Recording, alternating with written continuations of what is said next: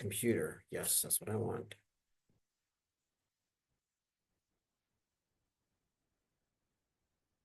Okay.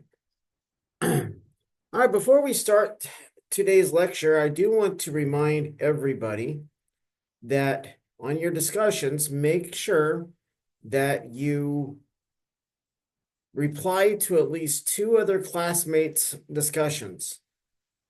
That's 3 points every discussion that you're missing if you're not doing that. Also, read the instructions carefully because sometimes the instructions tell you specifically to make sure that you include citations and references to the textbook and additional materials if you use additional materials. But it's always wise to refer back to the course material to substantiate your claims, also to give definitions. It gives a more well-rounded discussion for the initial post. So make sure you remember to do those things because those are easy points that some of you are missing on a regular basis. All right. We ended last week talking about the dance of the blind reflex, and I talked about critical fragmentation, and that when we take the systems approach, we can avoid that.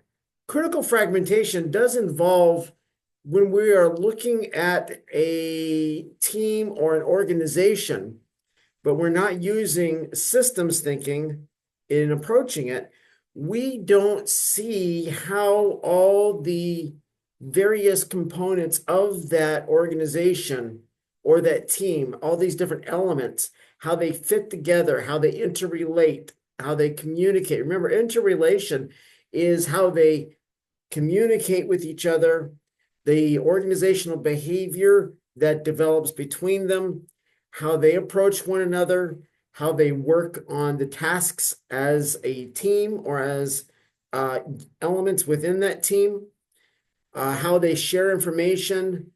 So we need to look at all those things when we now look at and evaluate an organization, a team, any system.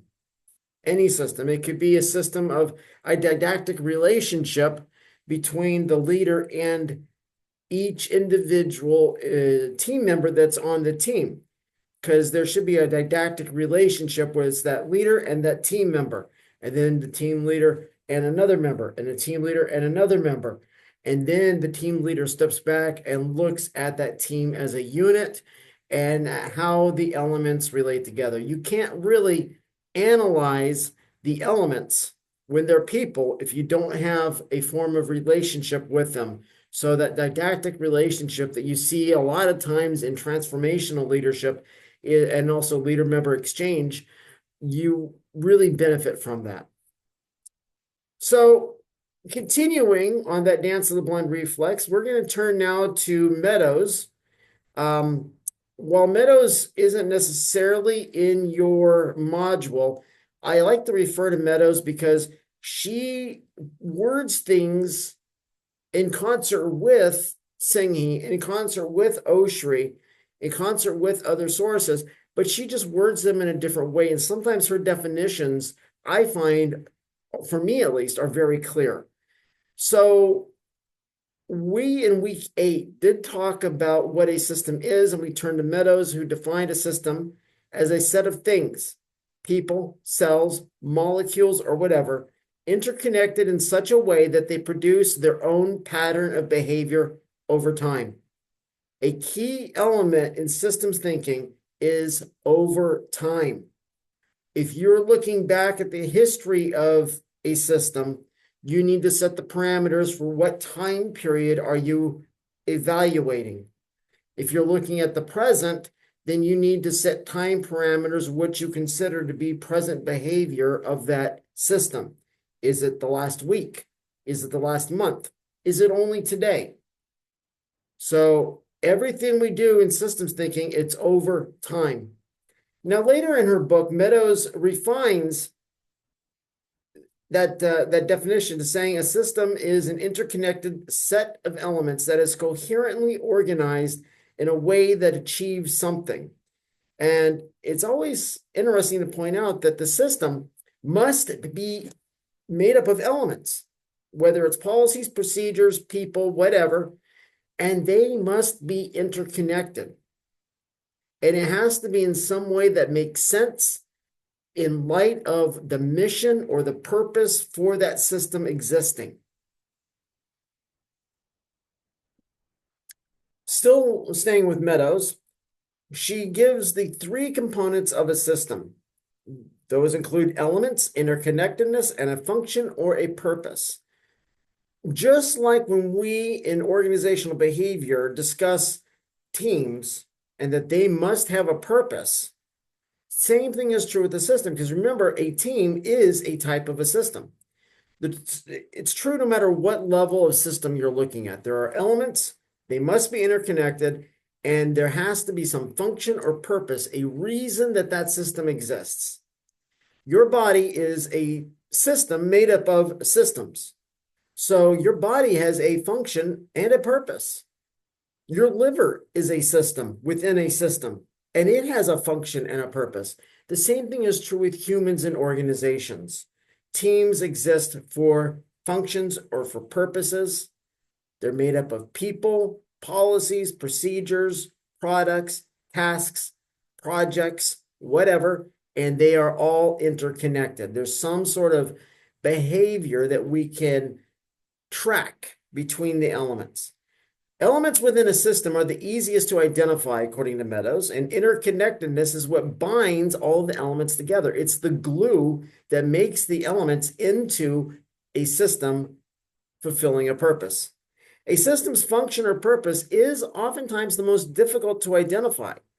We might think we've put our finger right on what that purpose or that function for that system is, but that just might be a task that that system is doing. Their purpose may be related to the task, or the task may be subordinate to that purpose. So make sure to identify why that system is in place. Any changes to a system's function or purpose can harm that system.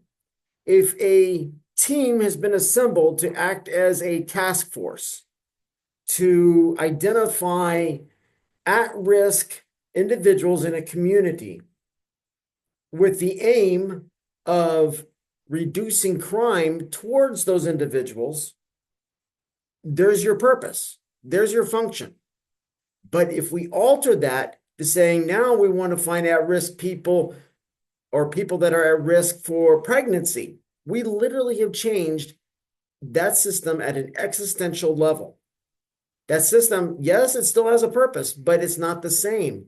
That means that the interconnectedness is going to change. That means that elements are going to change. You're going to bring in the correct elements for the purpose of that system.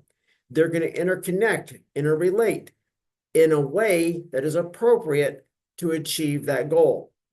Meadows noted that a system is often found to be connected to or a part of other systems. And we've talked about this. You can have a series of systems, like my fists right here, but they fall under an umbrella. So the umbrella is a system. Each of the teams is a system, and they fall under the same organization. Now, that organization isn't the parent system, because now you've got to look at what is the industry.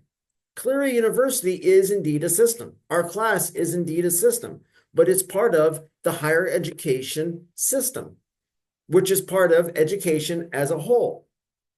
And so we can keep taking that all the way up. And if we keep going, odds are we're going to learn that there are systems that are attached to this system or above this system that we may not have considered before. And that could change how we view that system. Now, turning back to Oshry, your textbook, he noted that often the leadership wants to avoid developing a systems-wide approach to organizational civics being encouraged and applied. Okay, now, as a leader and as a professor of leadership, I can't really think of a situation where I would tell people don't develop a systems-wide organizational civics. We belong to an organization. We are citizens of that organization. There is an accepted behavior, whether it's through a formal or an informal code of conduct, that is applied to each person in that system. So we have a duty as citizens of that system. We need to understand how to properly communicate, how to dress, how to pass information, how to communicate. Maybe there's a common language. But if a leadership wants to avoid that systems-wide approach to organizational civics, I would begin to look to see, is there somebody in leadership who has a personal agenda that they are trying to make the organization fulfill versus the organizational agenda? So look at the agendas, look at the mission and vision that has been accepted for that organization, and see, do they match up? And I did talk about organizational citizenship behavior in the last class. You're going to find that every system has got at least an informal code of conduct that governs its citizens. You have friends. There is probably a series of unspoken rules in your friendships, things that you do not do. You don't go punch your friend in the jaw. That's unspoken, but it's known that's not what you do. And so you're a good citizen by fulfilling those implied rules. Well, Clear University has a student handbook. There's a student code of conduct. There's a handbook for faculty and for adjunct faculty. And it all interrelates together because you see these handbooks themselves are elements within the system, and they interrelate in how one feeds into another or how one agrees with another. So if they say to me as a professor, the late policy is, then in your handbook, it should say the late policy is, and it should be identical. And of course, that does govern our behavior in that system. Let's look at the impact of the dance of the blind reflex. Oshry examines how the dance of the blind reflex impacts the end-middle-end relationship. Remember, in Oshry's book, you see a lot of diagrams where you have the top, the middle, the bottom, and it's in a vertical, linear design. The end, middle, end is going to be horizontal, and it is in a system. And when you graph it out, you're going to see it does form a horizontal line. You have an end, you got a middle between them, and you have another end.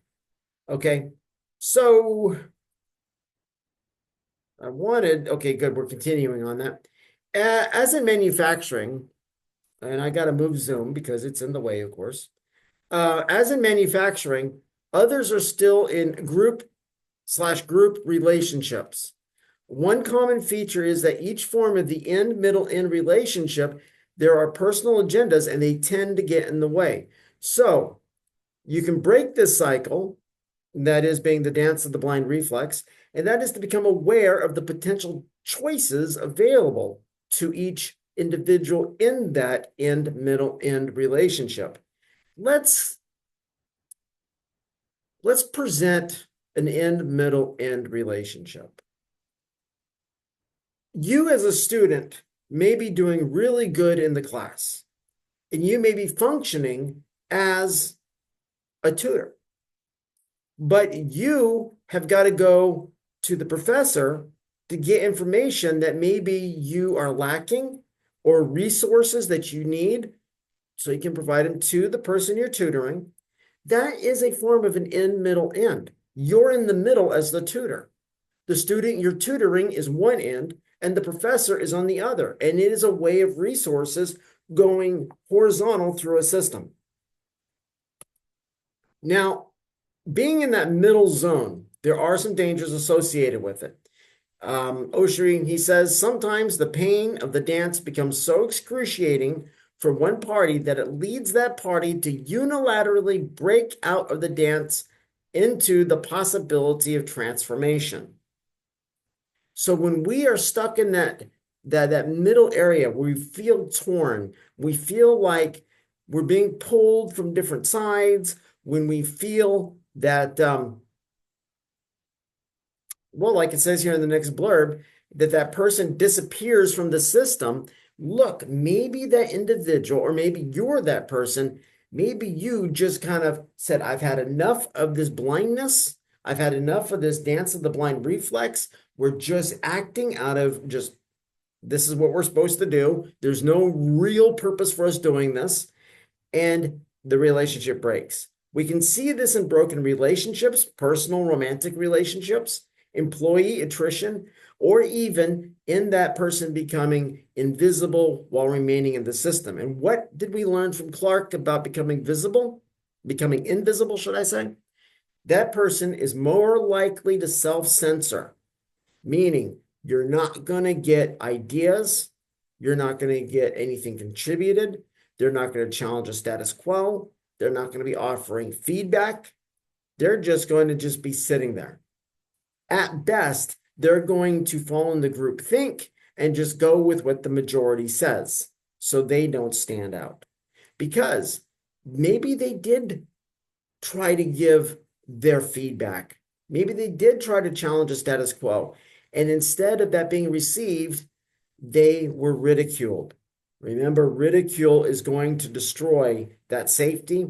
Ridicule is going to destroy that system. So the opposite of being in relationship is pulling yourself out, or the opposite of being in partnership, which is a relationship, is pulling yourself out of there. So now that individual no longer is in a viable form of relationship. They're in relationship or in partnership in name only. They're not actively contributing. No one is contributing to them. They feel isolated. They become that pushed away group that we see in the bottoms, where they feel alienated, they feel rejected, they feel that everybody is against them. I can see that Oshri here is trying to present several things. One are reasons for that person vanishing or leaving the system. And also ways to see it before it happens so that it can be avoided by fixing the broken aspects of that system.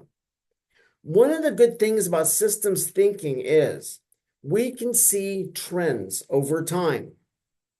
And if the trend over time is that somebody is becoming more and more disconnected, meaning that interconnectedness is beginning to vanish. I turned the heater down a little bit. It was really cold in this room. Then we've got to find a way to repair that. Being a leader means that we care about that team, about that system. Being a leader is relationally based. It's a relationship. And being a leader is a lifestyle. So if you are analyzing your team as the leader and you're using systems thinking, and you see somebody becoming more withdrawn, you see somebody who used to contribute during meetings, but now just sits there, dig a little deeper. Look to see if you can identify why. And I would recommend talking to that person. Find out, have they been hurt by somebody in the group? Because that interconnectedness, we like to look at the positive side of it, but there's also that negative side. If somebody's been ridiculed, if somebody's been hurt, if somebody's been demeaned, anybody's been harassed, if they feel unfairly treated, they're going to try to protect themselves. In human nature, when we protect ourselves, we keep that which is most vital to us safe. You want to guard your internal organs because they're vital to you. Well, from the psychological standpoint, you're protecting your perspective, your mind, your knowledge, your input, because somebody made fun of it, it hurt, so now you don't expose that anymore. So you want to get your team so they feel comfortable contributing within that system. Now, there are dangers also with the provider-customer relationship. And we have to ask the question, what happens when the dance of the blind reflex occurs in a provider-customer relationship? So it depends on whether the products or services are still being met at a satisfactory level, according to Oshry. If the customer is still receiving their AT&T service that they're paying for, but there is a problem somewhere in that provider-customer relationship, now let's take a look here. If they're still getting their service, the dance may not impact the relationship, but when the customer feels like they have been the recipient of being righteously done to, the customer needs to. Boy, I went over that sentence too. I even edited this, and that one slipped by me and by Grammarly. Okay, the customer needs to be allowed to be more active in the process.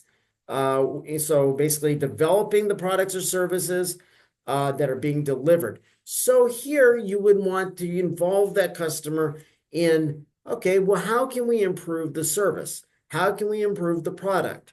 You see organizations attempting to do that through customer surveys, which I personally typically find very annoying, and I usually don't do them because I think they do provide information, they do provide data, but I'm not certain every organization out there is sincere about using that data. I think what they might be doing, and this might be why I avoid those customer surveys, is they look for the people who say positive things about them.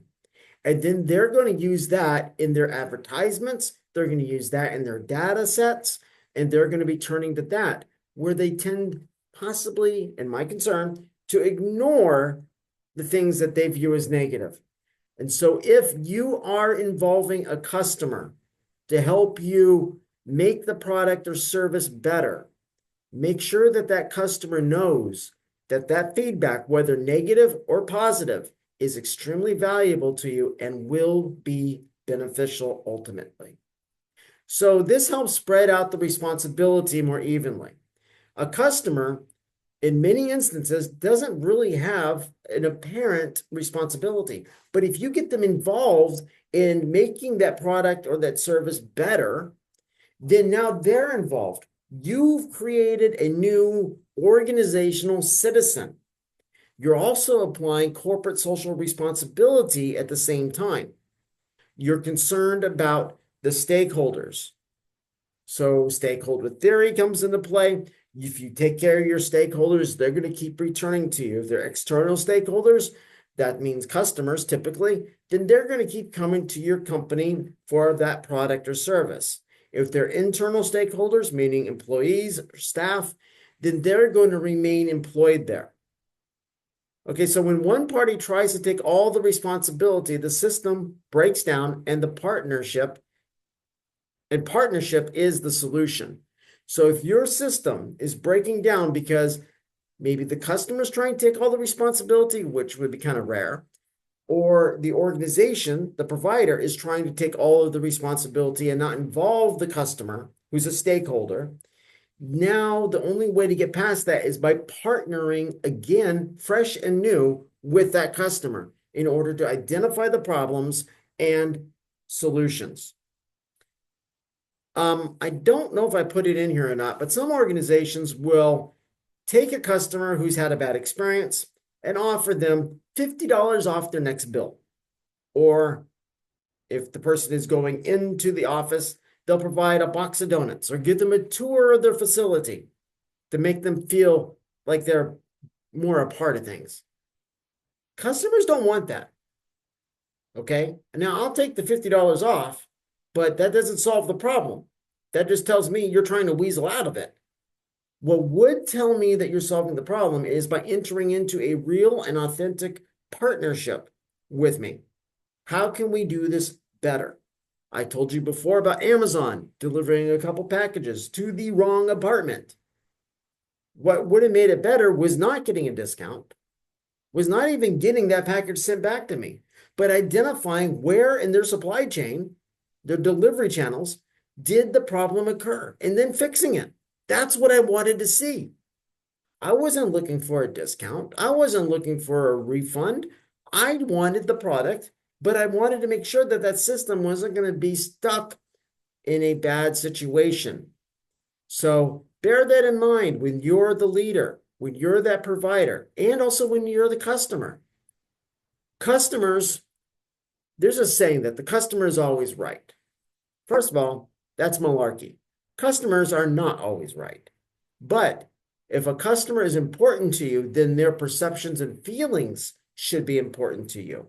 And if the customer feels that they've been righteously done to, like Oshri puts it, then you need to find a way to be able to provide the product or the service without the customer feeling that negative emotion. Now, I've worked retail before, and customers sometimes try to get away with things. I've had people bring in an object, it was plain and clear, they destroyed that piece of luggage. A manufacturer defect would not cause that problem. We typically still acquiesced to them, sent it off for repair, and picked up the cost. That is not always the correct approach, because now we just taught that person that if they complain, they can get something for nothing. So find a better solution. Get that person involved. Partner with them in solving the problem, not just at that moment, but making sure that problem doesn't occur to anyone else in the future. Oshri wrote, there is much talk about the need for paradigm shifts, fundamentally different models for comprehending human behavior in social systems. It isn't easy, however, to recognize such shifts, even when they are directly in front of us. The difficulty is this: we view the new through the old lens, and as a consequence, we look without seeing. Let's break that down. We as people relate to the present and the future based upon past experiences. That's the old lenses. What we need to do is to approach things in a non-linear way. And when I say that, I'm referring to every moment there is a plethora of variables and factors affecting and impacting the situations we find ourselves in.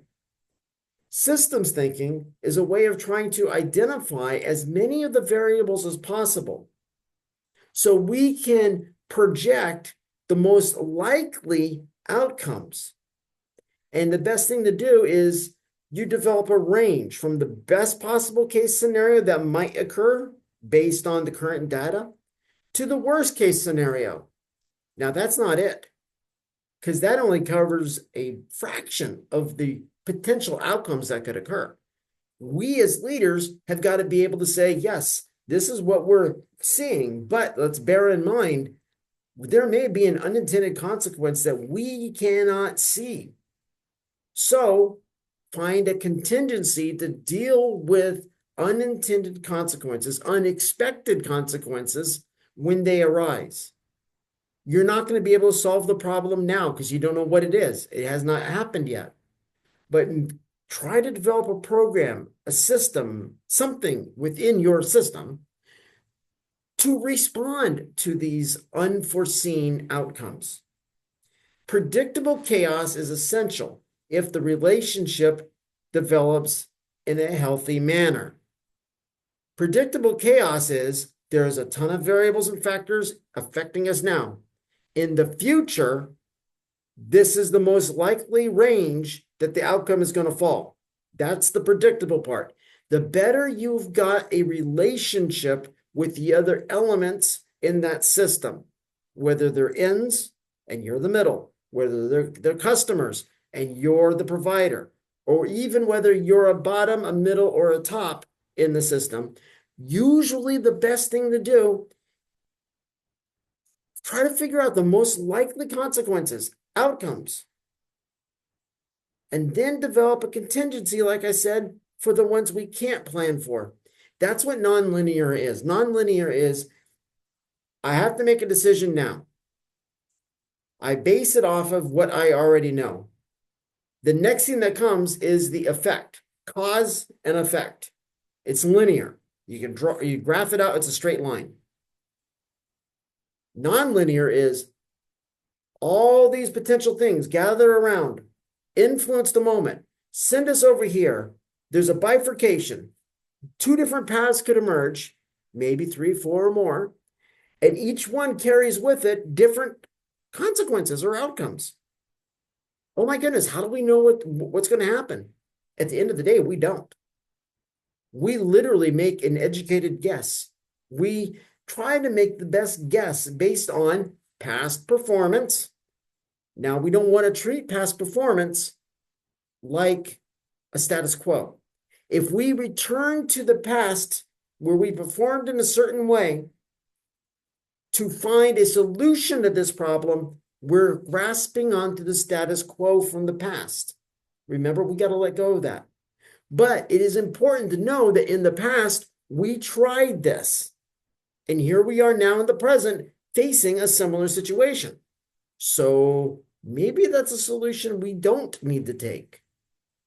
What do? We allow that chaos to cause that uncertainty in us. We embrace that uncertainty. Something creative will spark in us that will lead to an innovation emerging.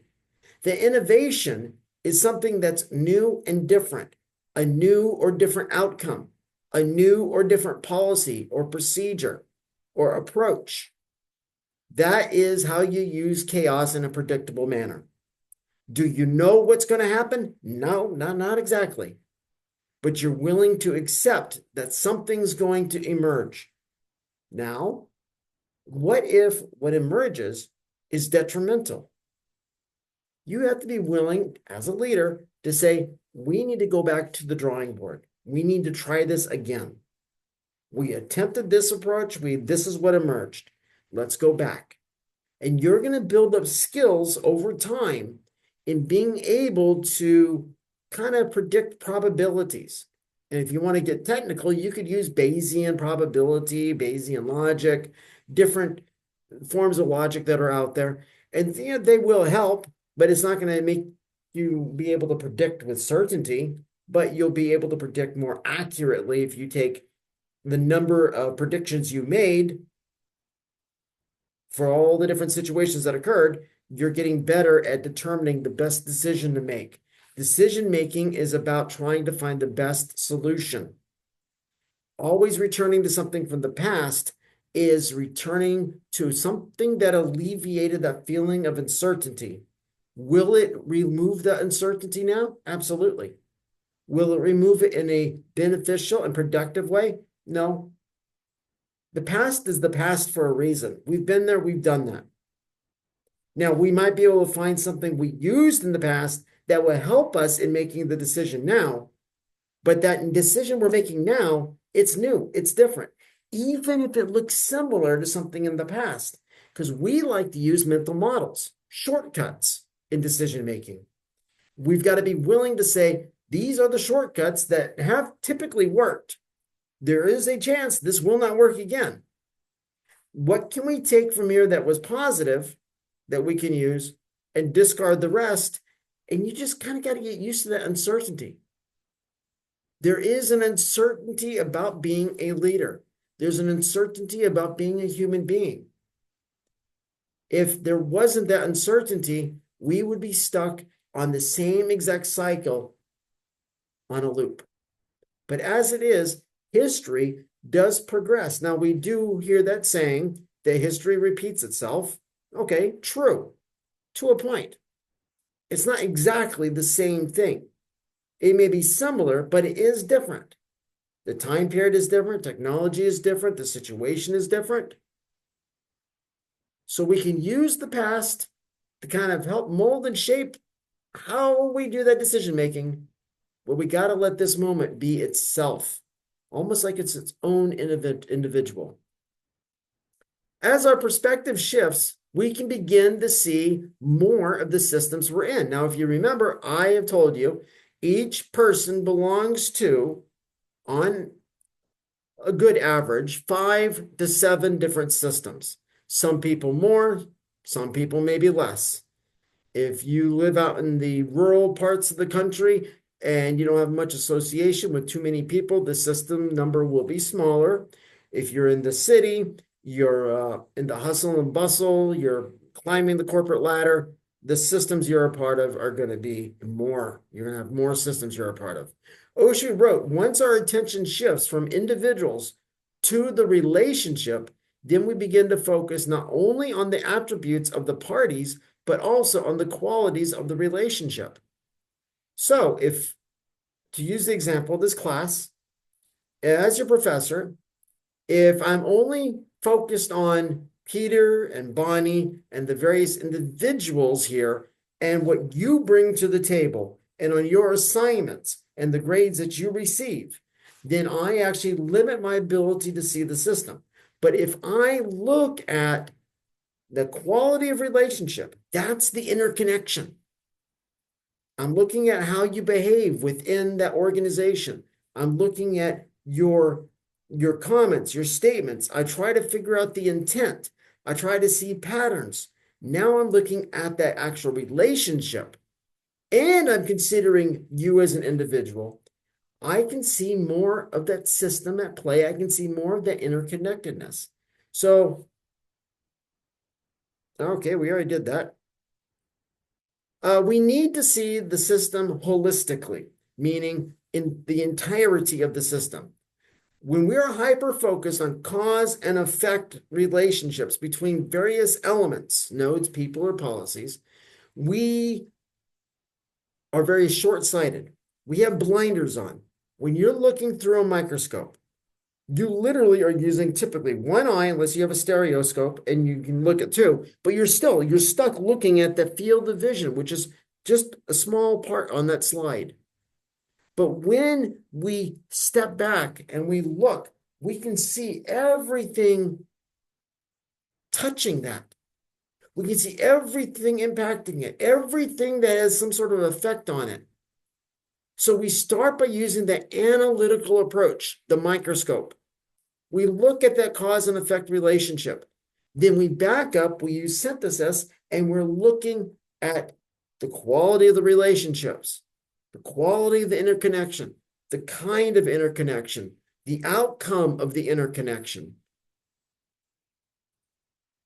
So synthesis is the key to seeing a system holistically. Now, developing a partnership is a choice, and you have to consciously make that choice.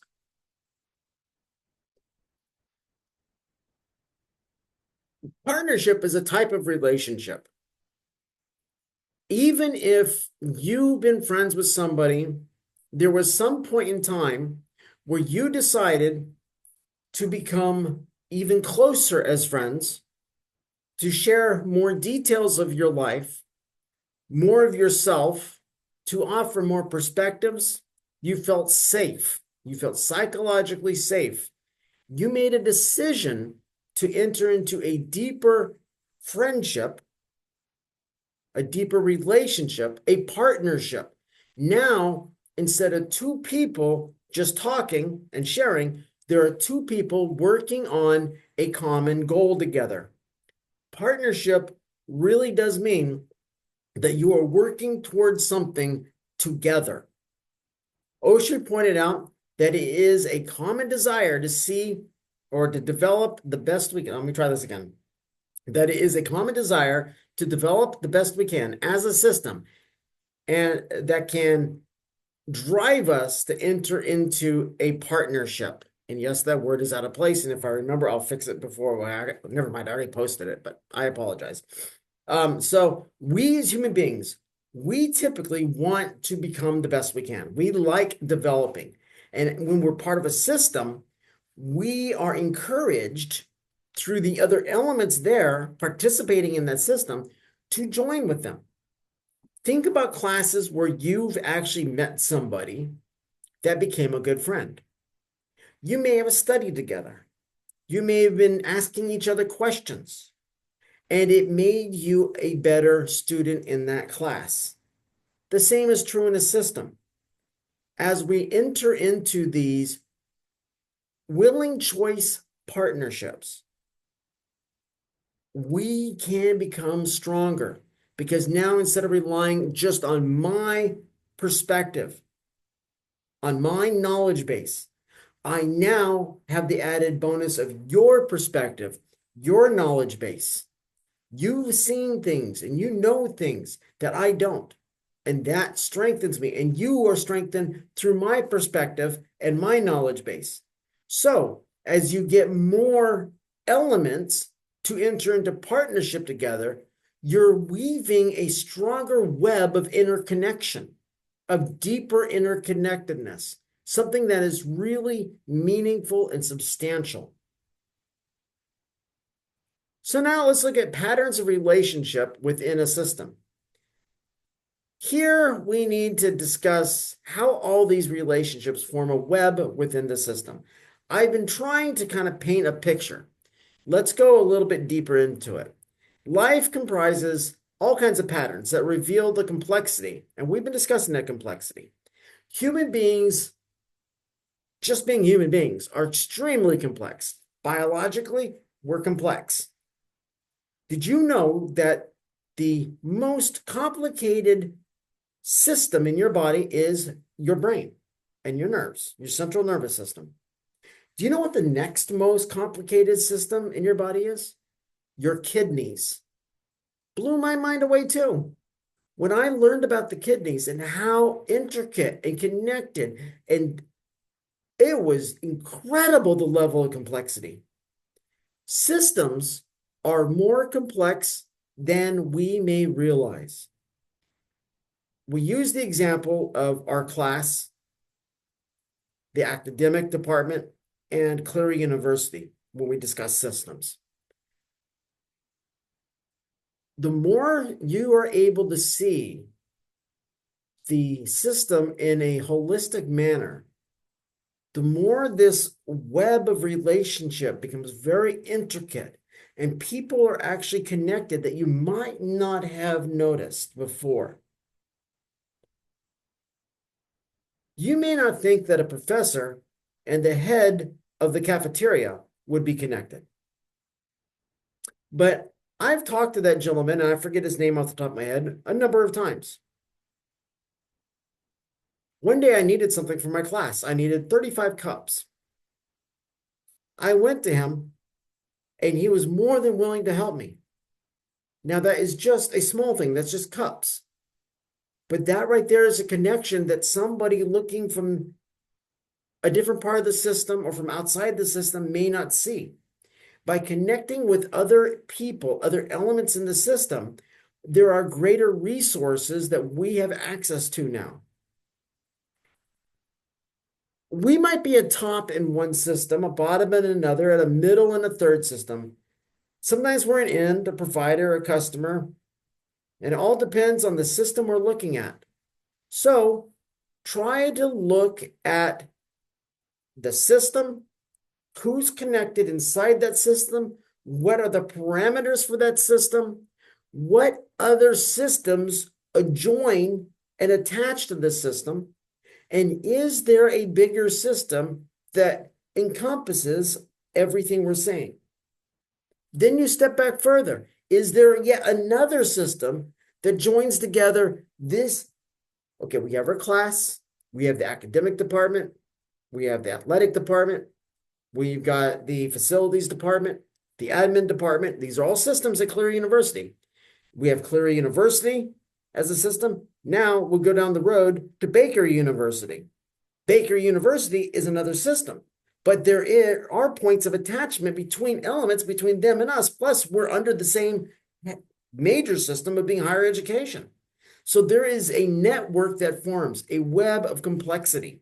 If you've ever seen photos of the cosmos, there are stars, there are galaxies, and these galaxies, when you go back far enough, begin to form these strands of a web.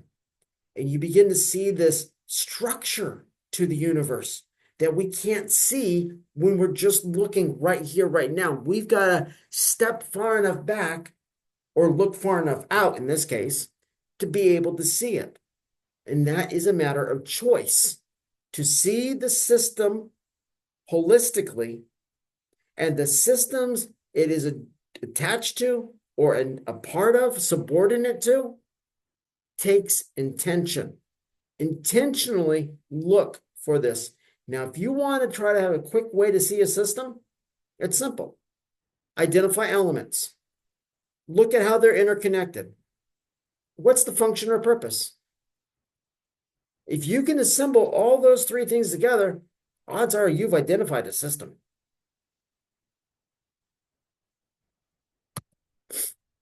So how does a person create partnership? Well, first we have to recognize that we are in relationship. Now remember, you have acquaintanceship, friendship, you got your close friends, your best friends, you have your romantic partner, you have your family, your familial relationships. But are you a partner with any of these in there? In order to become a partner with your romantic partner, you literally have got to decide you're working on this thing called life together. You're working on this thing called a relationship together. You can only succeed if both individuals contribute and if both individuals take accountability and responsibility for it. So you have to see that the responsibility for the dance, you have to see the responsibility for the dance as it's happening. If you don't determine that you've got a level of responsibility with your romantic partner, then I guess the question is, what kind of partnership do you think you have? Now, I'm using that as an example. In a system at work, if you think that you've got coworkers, what kind of partnership do you have with them? Can you contact them and communicate with them about things that really, truly matter? Are you sharing responsibility in that system? Does their responsibility and your responsibility interconnect? If so, you might be building a partnership there. But remember, partnership is something you're doing intentionally. Notice where the responsibility is here. Are we pulling it up to ourselves or passing it off to another? Okay, so I personally think that responsibility is something I am responsible to reach out and get a hold of. Just like I'm grabbing this beverage right here. I want this beverage. I want this partnership. I have to have the responsibility in there, right? In that relationship. I need to do an action in order to have that responsibility. So responsibility is more of a verb, and it's going to help build that partnership, which ideally is both a noun and a verb. It is both something and something you do.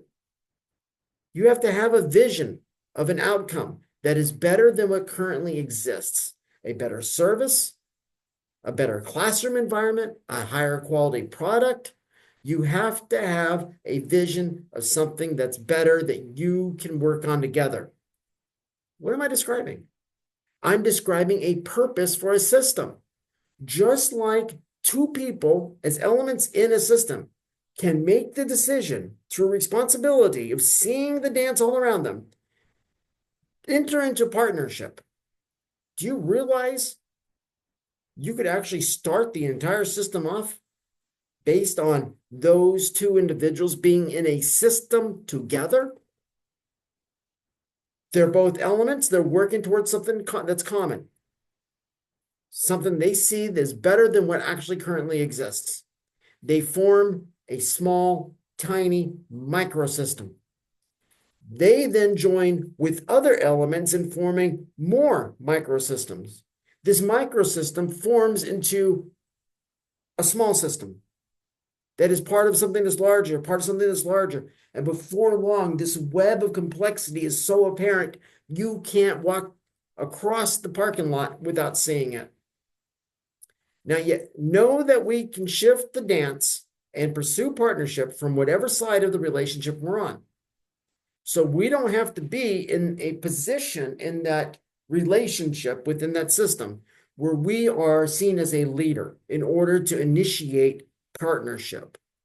The criteria here is that we are in that system, we're an element in that system, and we desire to reach out, grab a hold, responsibility with that person towards a common goal.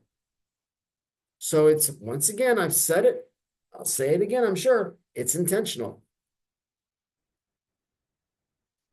Even people who don't know anything about systems theory or systems thinking, if they are doing these steps, then they are purposefully entering into partnership, creating microsystems within the system they're a part of. So by you now knowing how to see this, gives you an advantage both as an element in a system, whether it's bottom, middle, or top, customer, provider, middle, or end, and also as somebody who's working at becoming a leader, either in that system or in another system. Now you have to be prepared to persist when we hear the sound of the old dance shaking. In other words, well, we never did it this way before, or I sure miss the good old days. Those are sounds of the old dance shaking and rattling around. We got to be willing to say, listen, yes, we can learn a lot by understanding what we did, but we have to understand we're in a fresh and new moment. What are we going to do? Are we going to embrace the uncertainty and see what emerges? Osher does point out that skill training is important. He wrote, there are, however, many situations in which skill, how to do, is less important than being, how to be. So now we almost take that step in between epistemology and ontology. Okay. Epistemology has a lot to do with knowledge. We know something. Epistemology has to do with existing in that situation. Now, those are kind of really watered down definitions, but they give us enough. So knowing how to do something, while important, is not as important as knowing how to be in that situation, in that moment. You can learn the skill, but knowing that you need to be here and now. And part of that means building relationships, willfully entering into partnerships, interrelating with elements around you. You know that's what you need to be doing. How to do it, you might be confused about, but you'll get there. You get enough people who realize I'm a part of something and I want to become more connected with people around me. They're going to grow. They're going to learn as they go.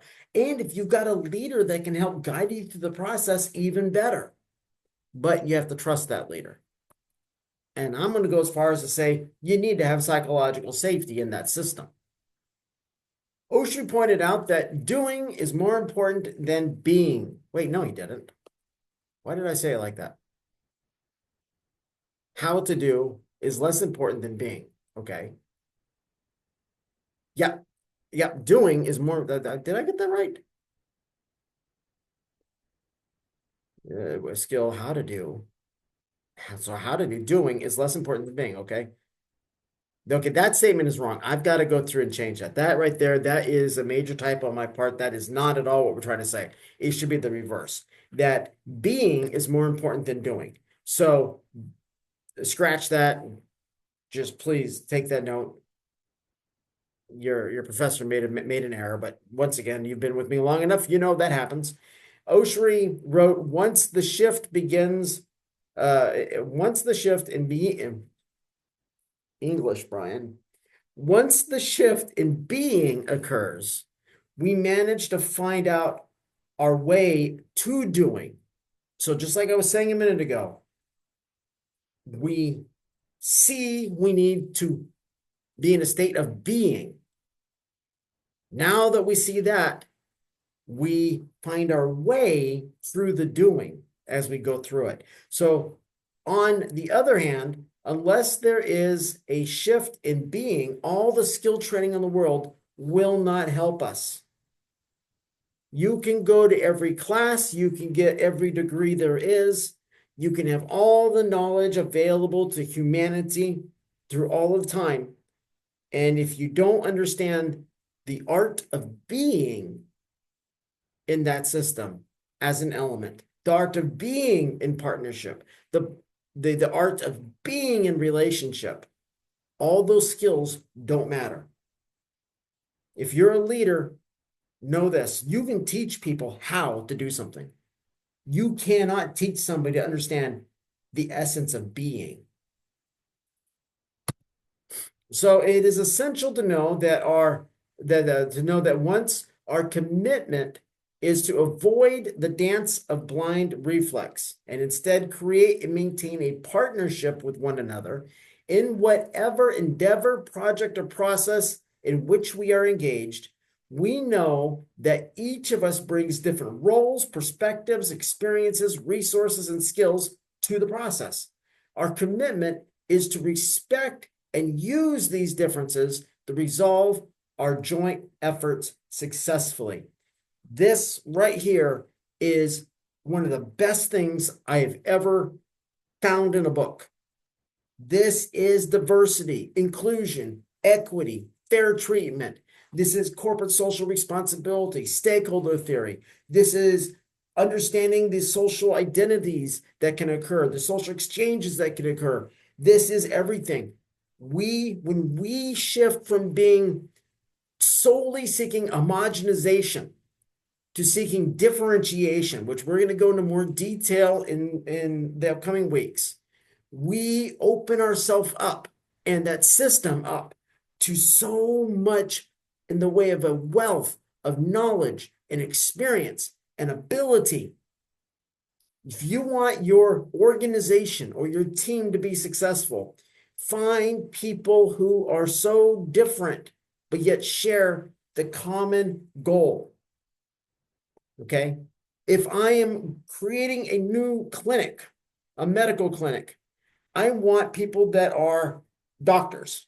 So that's the homogenized part, meaning the same. I want people that are nurses. That's the homogenized part. They're part of the medical community. But in there, I want people who maybe know more about oncology, cancer. People who know more about osteopathic medicine. People who know stuff about neurology. I want people that got these different specializations because we become stronger the more that we get differentiation, diversity into there, the more we include that, the more skill, the more knowledge, the more ability we can have. So just as in psychological safety, respect is always given to the other individual or individuals. They may be different than us. They may look different than us. They may sound different than us. But we are working on this common purpose, the homogeneity. But because we're so different, we specialize in different things. We've had different life experiences, grew up in different places. We bring a wealth of knowledge and experience to that team. That team becomes stronger because of this, and I'm going to say it, homogenized differentiation. Because we need both. You have to have people that are of a like mind. So back to my example, they're all medical professionals, trained and skilled, but in different areas with different life stories from different parts of the country, different parts of the world, different age groups. Okay? They're not all male. They're male, female, everything in there. Okay? Everything is in there because now we can approach all these little problems out there in a way that helps us to be built to withstand or avoid the dance of blind reflex. The dance of blind reflex. What happens when the doctor takes that hammer and pops you on part of your elbow right here or right below your kneecap? Your leg jumps around on its own. The reflex. Well, when we do things reflexively within a system and we don't know why, We don't know if this is really what we should be doing. We're doing this because it's just what we've always done before. We are involved in that blind reflex. Oshri sums up Act 2 by pointing out that we must diligently be aware of our feelings. Self-awareness is essential in a system. I teach it in my freshman course, TCM 1000, self-awareness. We spend a week on it. Honestly, I think that people need more than a week, but at least gets them started for their 4 years in academia. Self-awareness is essential. We have to understand what we are feeling. And if we can figure out why we are feeling that, now we're crossing that boundary into being. The philosophical point of our existence, being. We are in a state of perpetual being.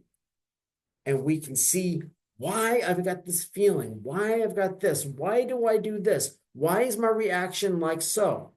We can understand why the tops feel burdened, why bottoms feel oppressed, why the ends feel unsupported, why the middles feel they can't please anyone in the system.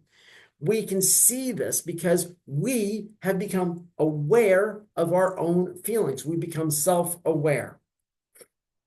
Providers, of course, they feel judged. Customers feel that they've been righteously done to. When we can see this, then we can deal with it. When we can be aware of our feelings, when we see and know our feelings, then we can deal with them. It is important to point out that Oshri is not suggesting that we remain in a system where we are being abused, whether it is a personal friendship, romantic relationship, a volunteer environment, or a work environment. He is not saying stay where you are and just be abused. No, there are systems that are very abusive. And we need to see those. And the way to see them is by being self-aware and then looking at the elements and their interconnectedness. What behavior is going on? Is it a positive behavior or is it one of ridicule? If it's one of ridicule, then it's not good. Maybe you do need to move into a different system, meaning of getting into a new job. Or in my case, my ex was not a partner.